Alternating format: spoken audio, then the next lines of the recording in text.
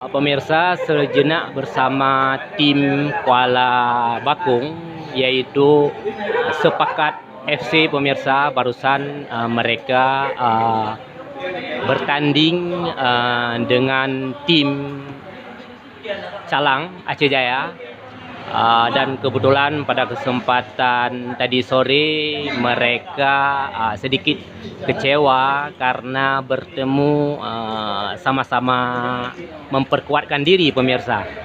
Dan mereka dikalahkan di adu penalti, pemirsa. Ini merupakan satu kekecewaan mereka dengan skor 3-4, pemirsa.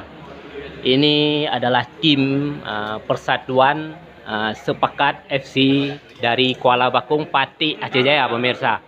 Ini mereka mengambil kesempatan rehat bersama di Warkop Guritno dalam acara yaitu minum bersama menjelang rehat, pemirsa.